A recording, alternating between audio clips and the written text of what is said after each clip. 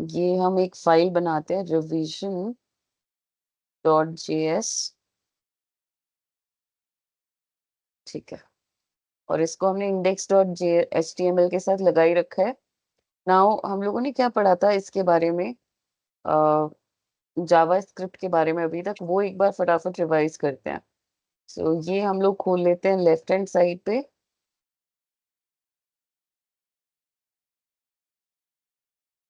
console.log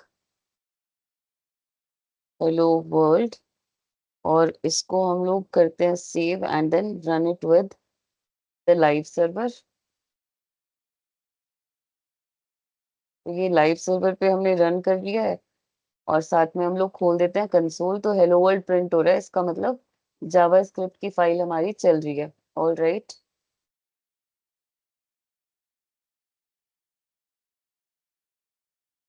तो हमने बहुत सारी चीजें पढ़ी थी, वो हम डिस्कस करते हैं। सो सबसे पहले तो हमने पढ़ा था कि डेटा टाइप्स जो होते हैं वो बहुत सारे डिफरेंट डिफरेंट टाइप के होते हैं। उनमें से एक डेटा टाइप आपका होता है सिंबल, एक होता है आपका नंबर, स्ट्रिंग, है ना। इस तरीके से बहुत सारे different different primitive data type आते हैं। प्रिमिटिव डेटा टाइप वो होते हैं जो आपको, जो आपका इंजन है जावा स्क्रिप्ट का वो दे रहा है, मतलब जावा स्क्रिप्ट के थ्रू मिल रहे हैं। ठीक है, एक होते हैं आपके यूजर डिफाइंड डेटा टाइप। तो यूजर डिफाइंड या फिर डिराइव्ड डेटा टाइप, है ना। एक कैटेगरी क्या होती है डिराइव्ड और यूजर डिफाइंड डेटा टाइप्स की। उसमें आपके आ जाते हैं ऑब्जेक्ट्स, है ना, एरे, ये सब चीजें आ जाती हैं। तो फिर हमने सीखा था कि ऑब्जेक्ट्स कैसे क्रिएट करते हैं और एरे कैसे क्रिएट करते हैं। तो एरे के बारे में हमने देखा था that if you define an array, तो एरे जो होता है जावा स्क्रिप्ट में वो बहुत ही डायनामिक नेचर का होता है।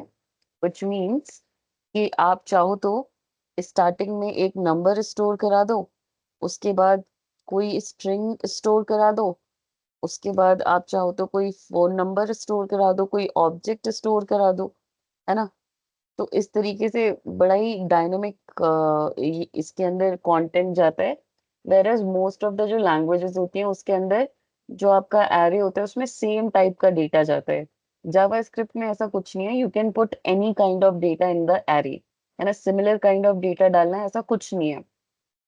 उसके बाद हम लोगों ने एक नंबर डाल दिया, एक स्ट्रिंग डाल दी, एक ऑब्जेक्ट डाल दिया, आप चाहो तो कोई बूलियन वैल्यू डाल दो। तो different different type of data हमने इसके अंदर डाल दिया, एंड उसके बाद एक एरे भी डाल दिया, 1 2 3 4 इस तरीके से उसमें कुछ एलिमेंट्स डाल दिए।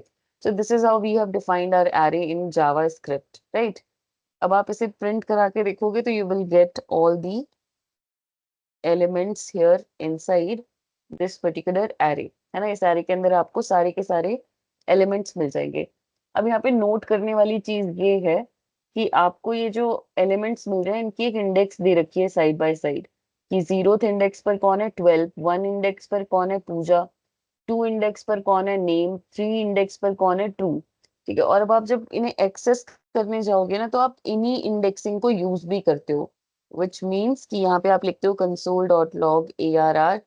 तो अगर आप 0 लिख देते हो तो एक्चुअली में आप किसको एक्सेस करने की कोशिश कर रहे हो, ऐसी की को। ठीक है, तो इस चीज को समझना कि एरे जो है वो एक स्पेशल टाइप का ऑब्जेक्ट ही है, जिसमें जो की वैल्यू पेयर्स हैं उसमें जो की है वो 0 से शुरू होती है और एक एक करके इंक्रीमेंट होती रहती है। मतलब जो आपके ऑब्जेक्ट्स होते हैं उसमें आप ऑब्जेक्ट में जो की डिफाइन करते हो उसका कुछ भी नाम हो सकता है। तो आपको ये मना थोड़ी ना किया है कि इस की का नाम 0 नहीं हो सकता, 2 नहीं हो सकता, 4 नहीं हो सकता, ये भी हो सकता है की का नाम। तो जब आप एरे डिफाइन करते हो तो एरे में जो कीज होती हैं वो ऑटोमेटिकली 0 1 2 3 4 इस तरीके से आ जाती हैं।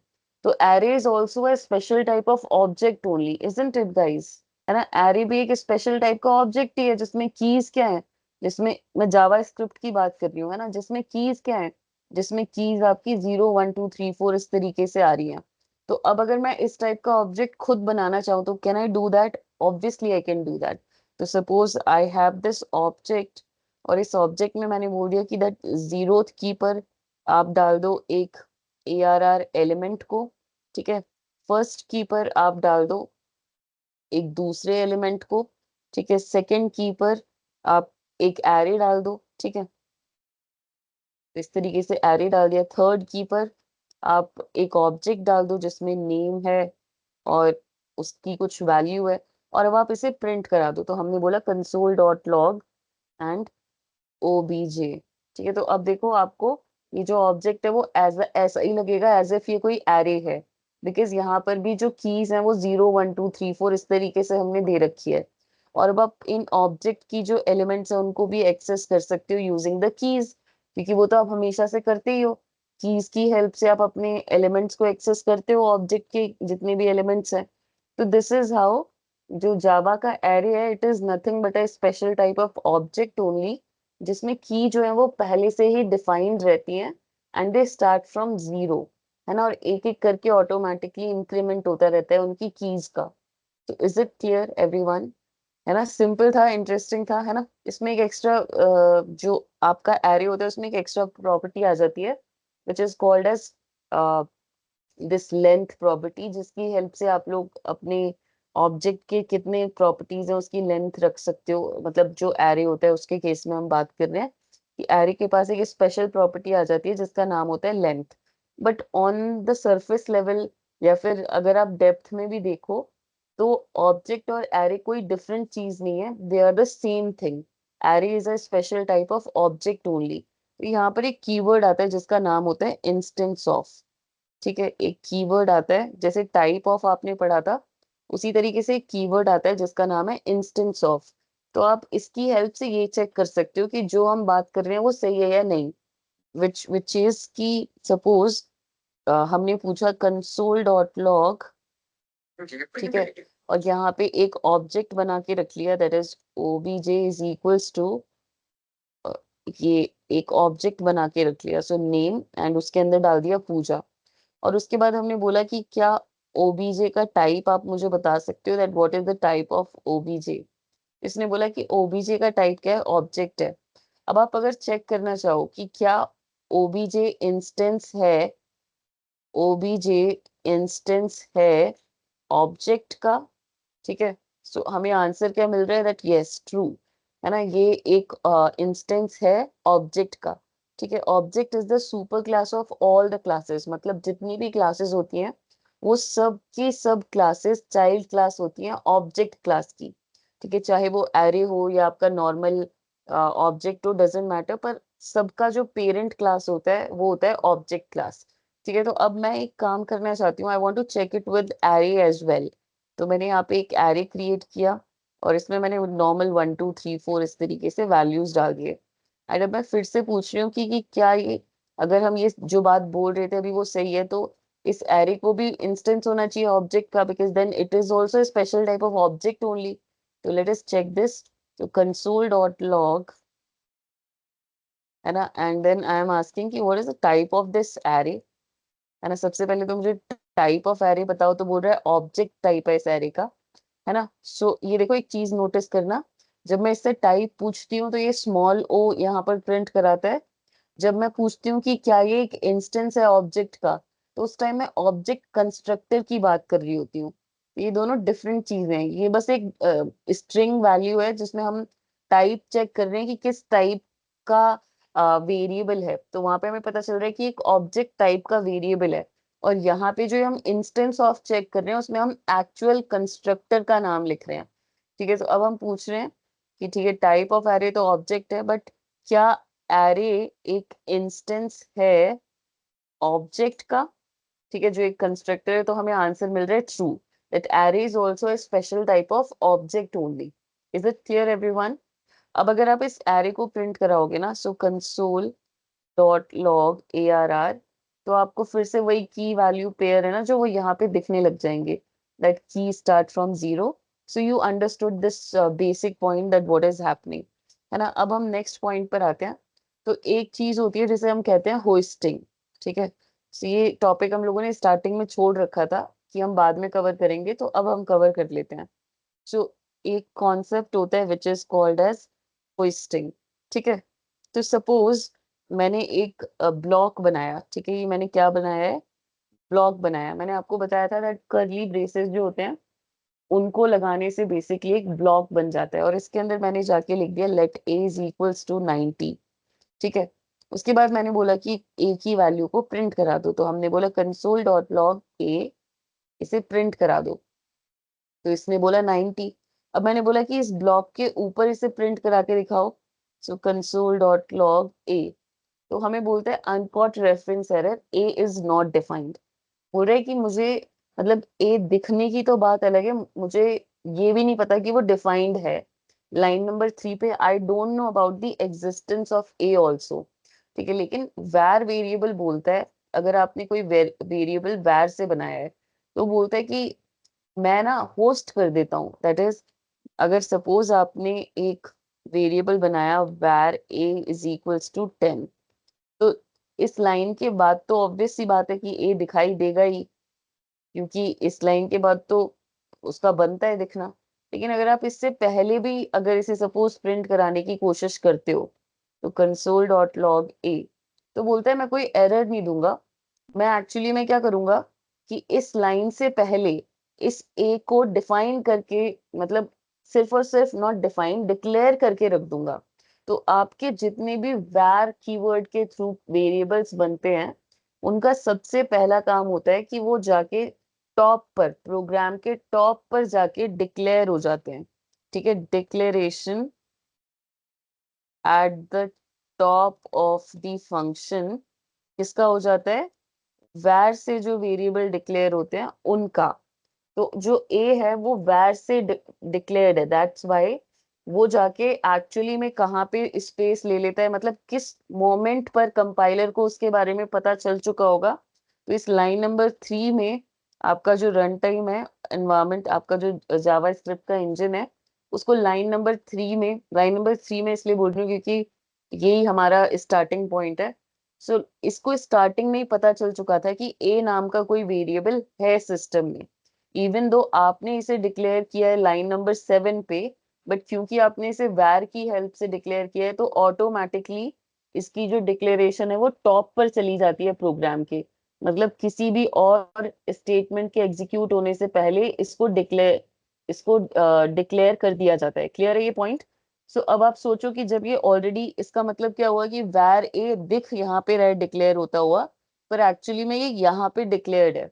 अब अगर ये यहाँ पे डिक्लेयर्ड है और उसके बाद अगर आप कंसोल डॉट लॉग ए कराने की कोशिश कर भी रहे हो, तो वो बोलता है अनडिफाइंड। तो इसमें गलती भी क्या है? आपने वैल्यू नहीं दी है ना इसको, तो अनडिफाइंड वैल्यू तो ऑटोमेटिकली चली ही जाती है।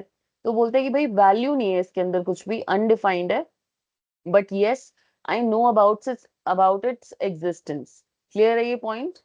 ठीक है, तो इसी तरीके से अब दिस इज, तो बेसिकली जो होस्टिंग होती है वो फंक्शनल लेवल पे होती है। व्हाट इट मींस इज कि सपोज मैंने एक फंक्शन बनाया यहाँ पे, ठीक है, तो मैंने यहाँ पर एक फंक्शन बनाया एंड मैंने इसका नाम लिख दिया माय फंक्शन, और माय फंक्शन के अंदर जाके मैंने लिखा कि console dot log, console dot log this is top of function.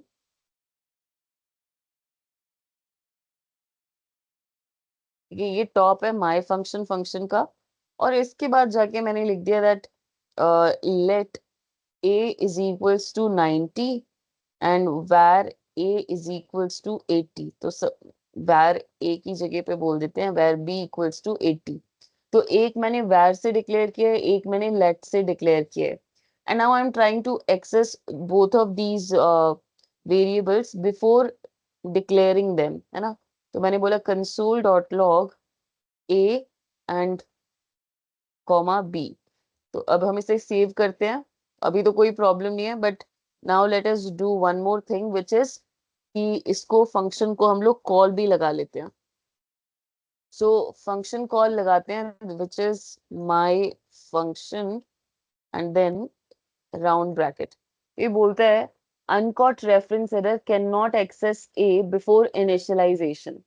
तो ठीक है, ये हमें समझ में आता है कि लेट जो है वो अपने ऊपर डिक्लेरेशन में दिखाई नहीं दे सकता, बिल्कुल सही है। तो इसको कर देते हैं कमेंट। ठीक है, और अब बी के लिए चेक करते हैं कि बी के साथ क्या प्रॉब्लम आ रही है। तो बोलते हैं कोई प्रॉब्लम नहीं है, अनडिफाइंड दिख रहा है, मतलब बी इसको दिख तो रहा है पर उसके अंदर कोई वैल्यू नहीं है। Absolutely correct. अब हम इसे यहाँ पर एक्सेस करने की कोशिश करते हैं, तो console dot log and we are trying to access b over here. तो बोलता है uncaught reference error, b is not defined. तो ये बोलता है कि मैं किसी भी वेरिएबल को होस्ट जो होता है वो उसके फंक्शनल स्कोप में करता हूँ। मतलब वैर का जो स्कोप होता है वो फंक्शनल लेवल का स्कोप होता है। अगर आप ये सोच रहे हो कि ये फंक्शन के बाहर भी दिखाई देगा तो ऐसा कुछ नहीं होने वाला है। ठीक है, अगर आप कोई फंक्शन डिक्लेयर नहीं करते हो, डायरेक्टली अपना कुछ कोड लिखते हो, तो बेसिकली आप मेन फंक्शन के अंदर सब कुछ लिख रहे हो।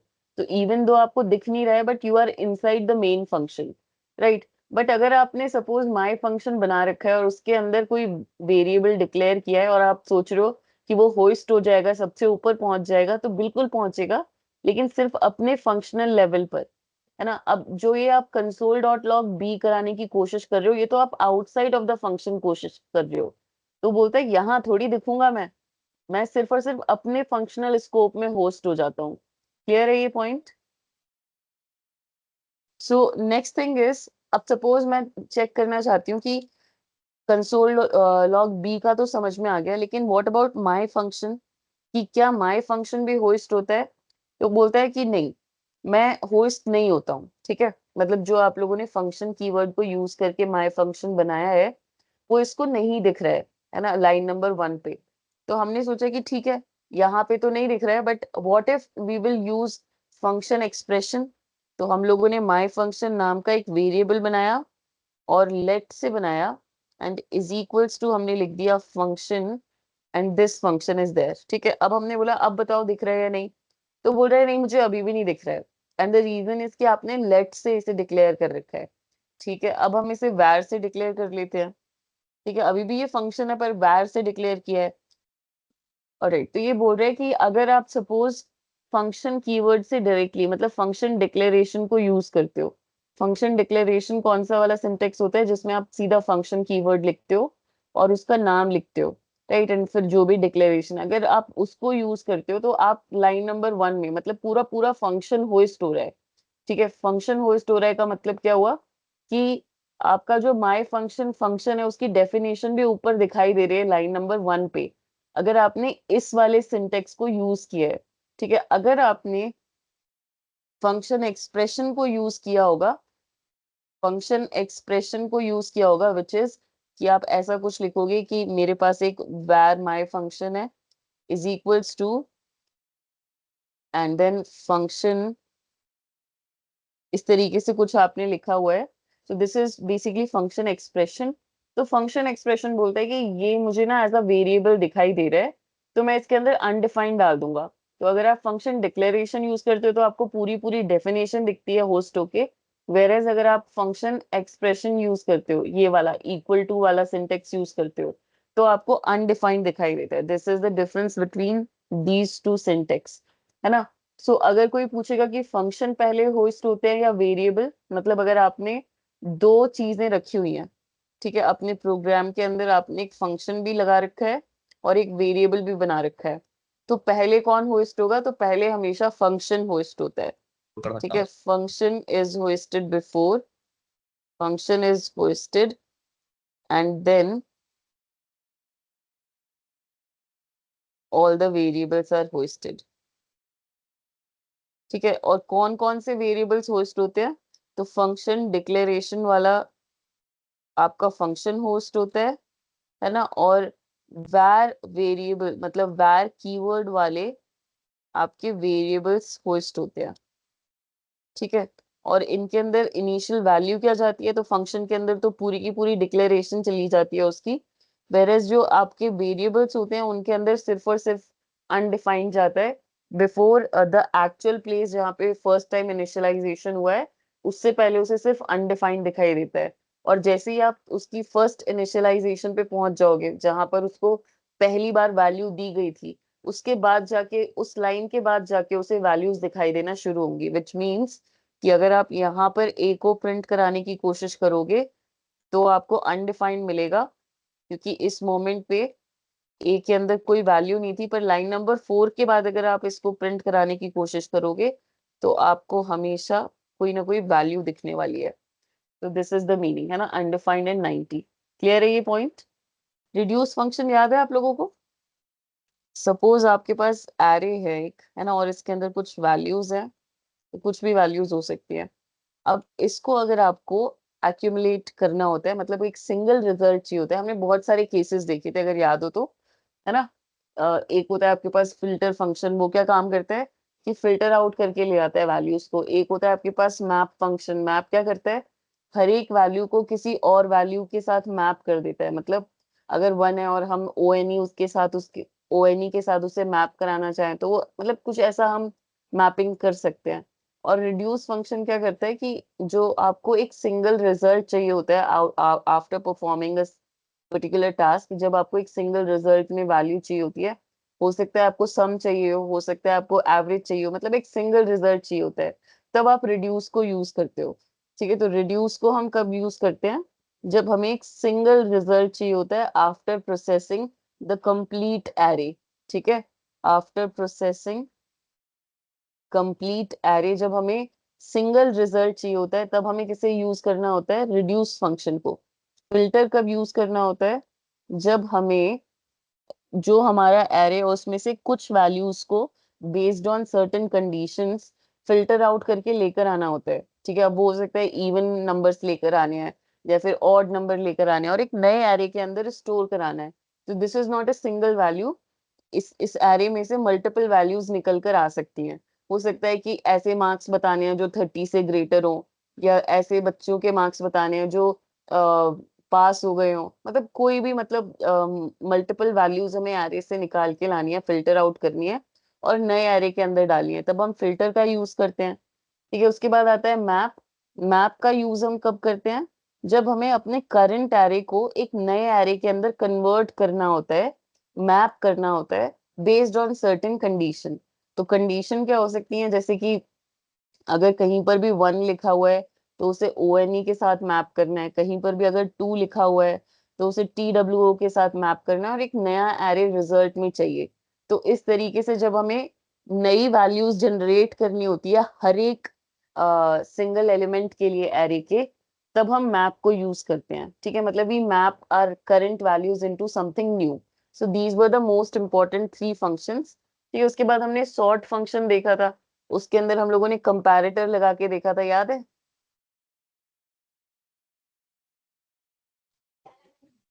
नहीं नहीं याद है। मैम। सो सबसे पहले रिड्यूस फंक्शन देखते हैं। तो हम लोगों ने कुछ ऐसा बोला था कि अगर ये एरे है, इसके ऊपर अगर हम रिड्यूस फंक्शन लगाते हैं, तो we have to pass a callback function सबसे पहले। तो हमने सपोज एक कॉल बैक फंक्शन पास कर दिया। अब इसके बाद है कि कॉल बैक फंक्शन जो है, जब ये चलेगा तो ये 3 वैल्यूज ले सकता है। एक तो 2 वैल्यूज ले सकता है, एक तो आपकी होती है करंट स्टेट और एक होती है आपकी प्रीवियस स्टेट, है ना। सो प्रीवियस स्टेट पहले आती है और करंट स्टेट बाद में आती है। तो ये करंट स्टेट में आपका एक एक करके एलिमेंट आएगा और प्रीवियस स्टेट में आपने यहाँ पे जो भी इनिशियलाइजेशन करा है वो आएगा। अदरवाइज अगर आपने कुछ नहीं दिया तो आपका जो एरे का फर्स्ट एलिमेंट है वो करंट एलिमेंट प्रीवियस स्टेट बन जाता है। और उसके बाद आप इनके ऊपर जो भी काम कराना चाहो वो कर सकते हो। तो फॉर एग्जाम्पल हम बोल देते हैं रिटर्न प्रीवियस प्लस करंट। ठीक है, उसके बाद ये जो भी फर्स्ट, अब ये क्या होता है कि ये वाला फंक्शन जो है ये पहली वैल्यू के लिए चलता है 1 के लिए। तो अब आपको इसका जो भी रिजल्ट मिलता है वो प्रीवियस वैल्यू बन जाता है आपकी नेक्स्ट फंक्शन कॉल में। तो नेक्स्ट फंक्शन कॉल लगती है 2 के लिए। तो ये जो प्रीवियस कैलकुलेटेड रिजल्ट है जो आपने 1 के टाइम पे कैलकुलेट किया होगा, वो प्रीवियस वैल्यू बन जाता है 2 के लिए।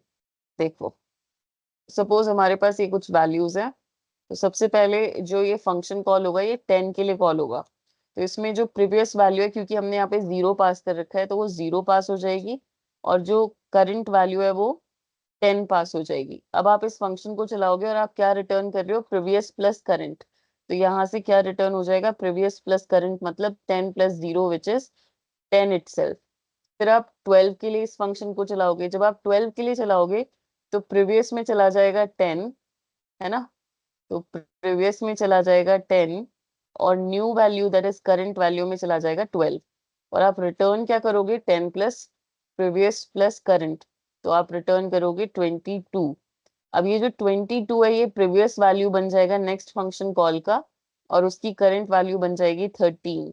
और फिर आप रिटर्न क्या कर रहे हो, whatever you are returning that is 22 plus 13, that is 35 ये रिटर्न हो जाएगा, then 35 will become the previous value and the new value will become 14। और ये आप किसको पास कर दोगे, नेक्स्ट आपके फंक्शन कॉल जो 20 को लगने वाला है उसको, तो यहाँ पे 49 पास हो जाएगा, 49 एज द प्रीवियस वैल्यू और करंट वैल्यू इसकी बन जाएगी 20, है ना। और यहाँ से आप बोलोगे that 69 is the final value. तो ये जो लास्ट में आपकी वैल्यू रिटर्न होती है वो आपकी फाइनल वैल्यू मिलती है, जो यहाँ पर कैच हो जाती है। इसे प्रिंट करा के देखते हैं, कंसोल डॉट लॉग रिजल्ट, तो 69 आ रहा है। और अगर आप यहाँ पे सपोज 10 पास कर देते हो तो यहाँ पे जो इनिशियल स्टेट होती है उसमें 10 चला जाता है, तो अब 79 हो गया। 79 क्यों हो रहा है, बिकॉज आपने जो इनिशियल स्टेट थी जब आपने 10 पास करना होगा, तब उस जगह पे आपने 0 की जगह पे 10 पास किया है। अगर आप इसे 100 पास कर दोगे तो 169। So basically this is your initial state जो आपके रिड्यूस फंक्शन को पास होती है for the first function call. और आपका रिजल्ट क्या स्टोर करता है, आपका रिजल्ट स्टोर करता है फाइनल स्टेट का जो रिटर्न वैल्यू होती है उसको। ठीक है, सो this is your reduce function. उसके बाद नेक्स्ट फंक्शन था आपका फिल्टर। तो फिल्टर को हमने क्या बोला था, that it filter out the values. तो सपोज वी आर सेइंग कि भाई ऐसी वैल्यूज को फिल्टर आउट करके दे दो जो इवन है। ठीक है, तो आप कुछ भी फिल्टर आउट करा सकते हो। तो यहाँ पर हमने बोल दिया that we want to use filter function over this array. और किस तरीके से ये काम करना चाहिए, तो हमने बोला पहले तो आप हमें एक एक करके एलिमेंट दो इस फंक्शन के अंदर। उसके बाद अगर element mod divided by 2 equal to 0 होगा, ठीक है, तो हम रिटर्न कर देंगे ट्रू। तो ट्रू से इसको क्या समझ में आता है फिल्टर फंक्शन को, जहां जहां से ट्रू रिटर्न होकर आएगा उस एलिमेंट को ये इस नए एरे के अंदर डाल देगा। ठीक है, इस नए एरे के अंदर डाल देगा जहां जहां से ट्रू रिटर्न होगा। और जहां जहां से फॉल्स रिटर्न होगा वहां वहां पे ये उस वैल्यू को स्किप कर देगा। अब अगर आप अपना फाइनल एरे देखोगे, so console dot log array new, यहाँ पे 10, 14 और 20, मतलब जहां जहां से ट्रू रिटर्न होकर आया था उस वैल्यू को उसने एरे न्यू के अंदर डाल दिया। सो this is how filter function work. Next आपका जो फंक्शन है it is map function. Map function कैसे काम करता है देखो, तो सपोज एरे के अंदर हमने एक लॉजिक लिख लिया मैप फंक्शन के लिए कि आप हमें एक एक करके एलिमेंट दे दो, है ना, और हम क्या करेंगे, we will map the values. तो हम बोल रहे हैं कि इफ सपोज एलिमेंट की वैल्यू इज इक्वल्स टू है, एक एक करके ना पूरे एलिमेंट को रीड कर लेते हैं।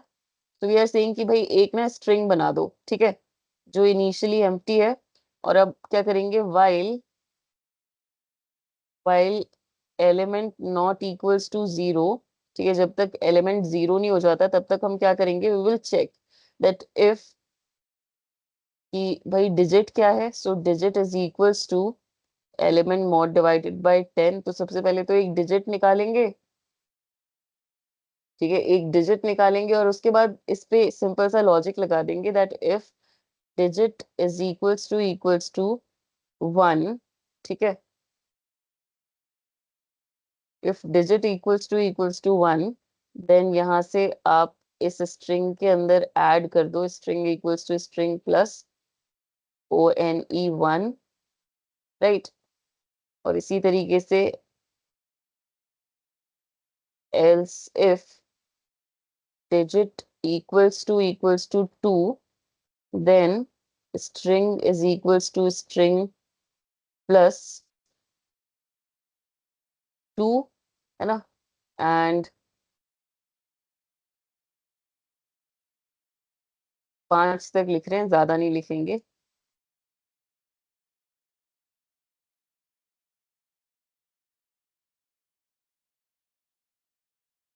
4 तक ही लिखते हैं, ठीक है, 1, 2, 3 एंड 4, राइट। अब यहाँ पे लिख देते हैं 3 और यहाँ पे लिख देते हैं 4। तो इस तरीके से हमने बोल दिया कि हर एक डिजिट को कौन रिप्लेस कर देगा, उसका जो वर्ड है वो रिप्लेस कर देगा।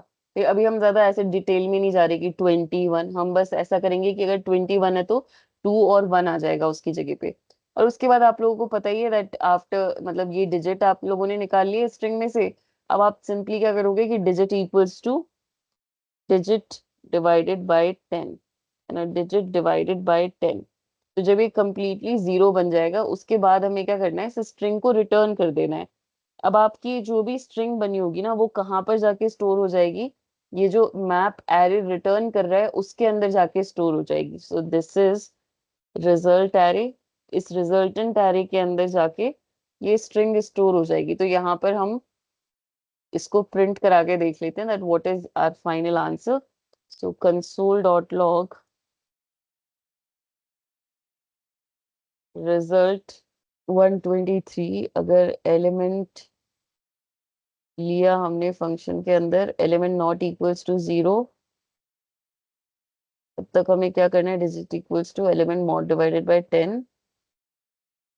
फिर हमने स्ट्रिंग के अंदर डाला और element equals to element divided by 10। अच्छा, एलिमेंट डिवाइडेड बाय 10 से इसलिए काम नहीं चल रहा है क्योंकि जावा में ना जब आप लोग ऐसा कुछ करते हो 123 डिवाइडेड बाय 10 तो आपका आंसर पॉइंट में आ जाता है। तो हमें पॉइंट में नहीं चाहिए, तो उसके लिए आप लोग क्या करते हो, फ्लोर, यहाँ पे एक फंक्शन होता है मैथ डॉट फ्लोर, ठीक है।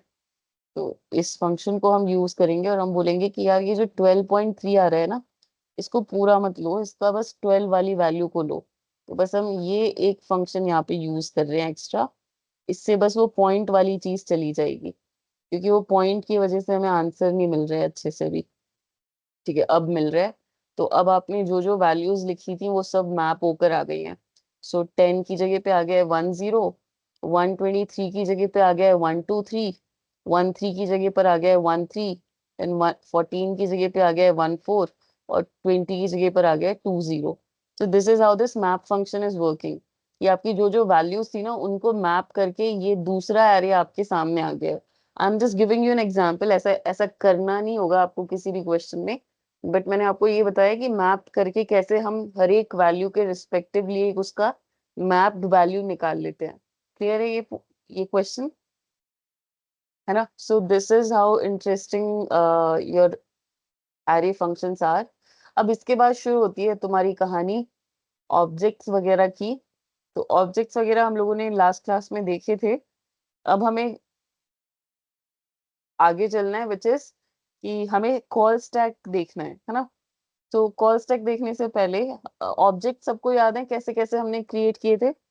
एक तो कंस्ट्रक्टर की हेल्प से क्रिएट किए थे, है ना। एक हमने किए थे कंस्ट्रक्टर की हेल्प से, एक हम लोगों ने किए थे क्लास की हेल्प से, एक हमने सिंगलटन ऑब्जेक्ट्स क्रिएट किए थे डायरेक्टली ब्रेसेस लगा के, है ना। तो ये हमने तीन तरीके देखे थे मोस्टली किसी भी ऑब्जेक्ट को क्रिएट करने के। याद है ये तब सबको तीनों तरीके। कंस्ट्रक्टर फंक्शन देखो, सबसे पहले सिंगलटन ऑब्जेक्ट देखो। सपोज अगर आप लोग इस तरीके से ऑब्जेक्ट्स क्रिएट करते हो कि यहाँ पे आप लोग की देते हो और उसकी वैल्यू सामने लिख देते हो, ठीक है। उसके बाद उसकी की देते हो और उसकी वैल्यू सामने लिख देते हो, है ना। उसकी की देते हो, सपोज फोन नंबर, और उसकी वैल्यू सामने दे देते हो, ठीक है। तो this is called as singleton object. Because singleton इसलिए बिकॉज इसका कोई और आप लोग ऑब्जेक्ट एज सच क्रिएट नहीं कर रहे हो, ये अकेला ऑब्जेक्ट एक्सेस मतलब एग्जिस्ट करता है। फिर है दूसरे तरीके हैं इसके ऑब्जेक्ट इसकी कॉपी क्रिएट करने के, लेकिन बाय डिफॉल्ट ये एक सिंगलटन टाइप का ऑब्जेक्ट है, इसकी एक ही कॉपी क्रिएट होती है। इसके बाद अगर आपको इसकी प्रॉपर्टीज को एक्सेस करना है तो आप लिखते हो ऑब्जेक्ट डॉट एज, है ना, या फिर ऑब्जेक्ट। दूसरा तरीका क्या होता है, आप ऐसे स्क्वायर ब्रैकेट लगा के और उसके बाद डबल कोट्स में एज लिखते हो। तो दोनों ही तरीके से आप इसकी एज को एक्सेस कर सकते हो। तो these are the two ways to access the properties of any object, है ना, कंसोल डॉट लॉग। एक तो तरीका ये है और दूसरा तरीका ये है। दोनों से ही आप उसकी एज वाली जो प्रॉपर्टी है उसको एक्सेस करने की कोशिश कर रहे हो, राइट। दूसरा तरीका था कंस्ट्रक्टर फंक्शन यूज करने का।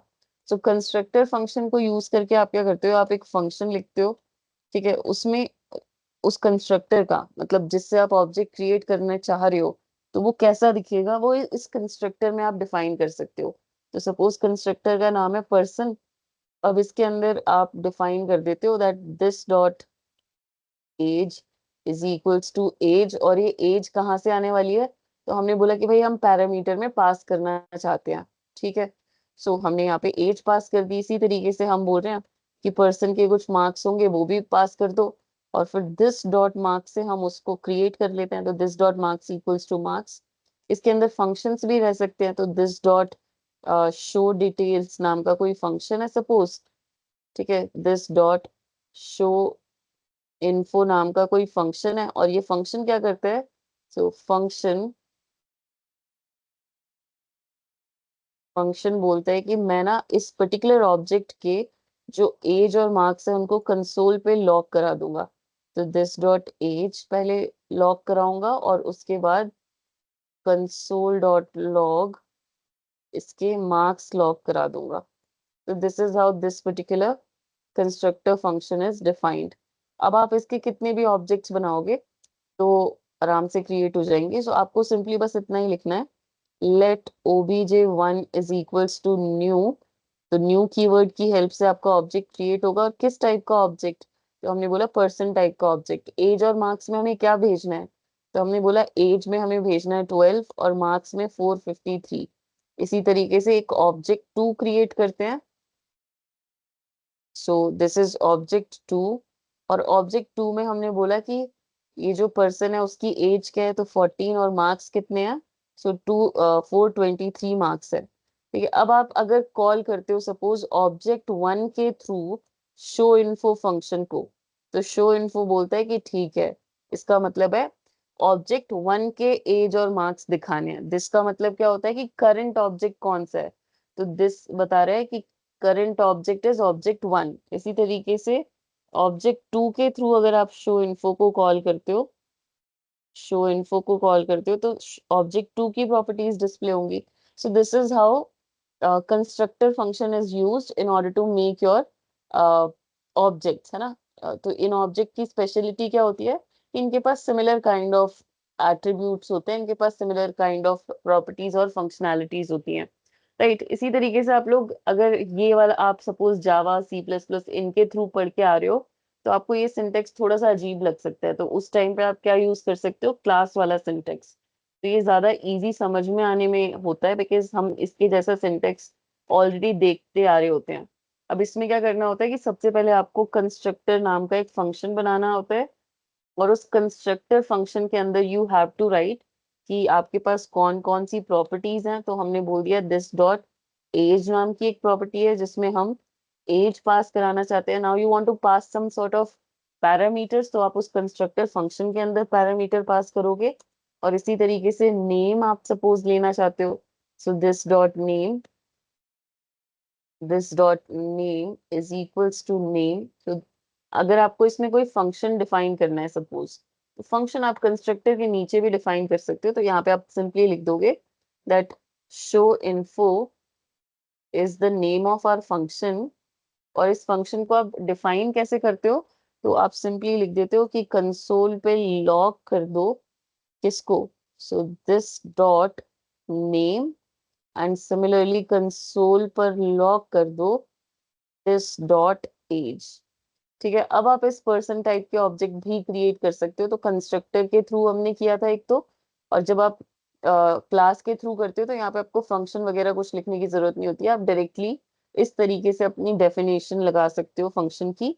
एंड अब आप ऑब्जेक्ट एकदम पुराने तरीके से ही क्रिएट करते हो, दैट इज लेट ओबीजे या फिर let p1 is equals to new person, ठीक है। और इसमें आप अपने पैरामीटर सेंड कर दो, दैट इज 12 एंड पूजा, ठीक है। एंड इसी तरीके से let p2 is equals to new person, और यहाँ पर हमने बोल दिया 32 कॉमा टीना, ठीक है। इस तरीके से हमने दो ऑब्जेक्ट्स क्रिएट कर दिए, और उसके बाद हम बोल रहे हैं p1 डॉट शो इन्फो, और शो इन्फो फंक्शन है तो आगे कॉल लगवा देते हैं। एंड इसी तरीके से p2 डॉट शो इन्फो, और इसको भी कॉल लगवा देते हैं। So this is how these two things और two objects are being printed. So this was the third type in which we can create objects. Is it clear now? All right. So this was all about your objects and everything. कल हम लोग या तो event loop cover करते हैं या फिर Dom cover करते हैं, ठीक है। दोनों ही इम्पोर्टेंट टॉपिक्स हैं, और थोड़ा सा एडवांस टॉपिक्स कवर करना शुरू करते हैं अब। This was all about the revision for हमारी जितने भी पुरानी क्लासेस हुए थे उनका। आई होप कि सबको सब कुछ याद आ गया होगा। एंड अब कल से फिर हम लोग जो मैंने आपको बोला है कि या तो इवेंट लूप या फिर डॉम शुरू करते हैं। ये दोनों इंडिपेंडेंट टॉपिक्स हैं, तो कोई प्रॉब्लम नहीं होगी हमें, ठीक है। Thank you for watching this video. If you enjoyed it, please hit the like button and the bell notification icon.